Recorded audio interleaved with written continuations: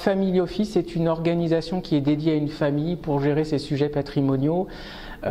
C'est une organisation finalement qui va être très variable en fonction des familles et du recours à une solution externalisée, typiquement un MFO. On peut aller jusqu'à une solution internalisée, ce qu'on va appeler un Single Family Office. Ça peut même être une solution mixte entre le recours au MFO et SFO, donc très variable.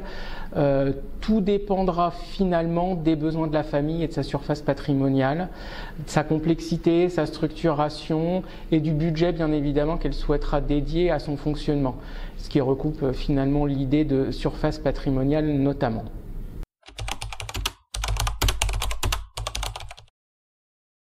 L'approche va être beaucoup plus globale puisqu'on va intégrer dans la réflexion l'ensemble des actifs, y compris les actifs professionnels et le passif, alors que l'asset manager plus traditionnel va plutôt se concentrer sur un portefeuille géré qu'il va gérer avec ses propres convictions de marché.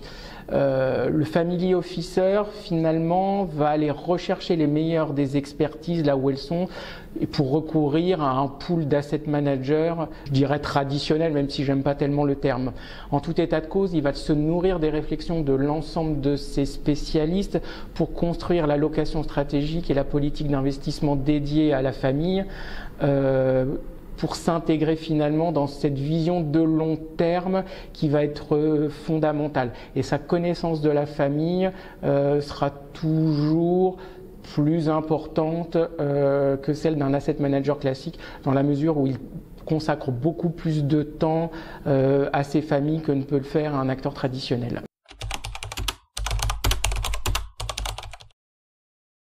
Il y a une forte demande effectivement sur ce sujet et en fait on va intervenir à différents degrés finalement parce que entre le terme ESG, impact et la réalité qu'on veut bien mettre derrière, il y a une marche. Et donc le premier step pour nous va être finalement l'aspect pédagogique à l'occasion des échanges qu'on peut avoir avec nos familles pour la bonne compréhension de ces mécanismes et des impacts que ça peut avoir, notamment sur la pérennité du patrimoine. Plus opérationnellement, finalement, ça va nous conduire à intégrer la donnée dans la politique d'investissement qui est construite avec la famille. Et enfin, c'est le next step de la politique d'investissement, la déclinaison qu'on peut faire avec les différents asset managers à l'occasion des appels d'offres ou des propositions d'investissement qu'on a pu recevoir. À noter qu'on va aussi toujours trouver une articulation avec la philanthropie sur ces aspects ESG qui finalement est un autre pendant de ces critères et une forme de réflexion globale se nourrit, va nourrir la famille sur ces aspects-là.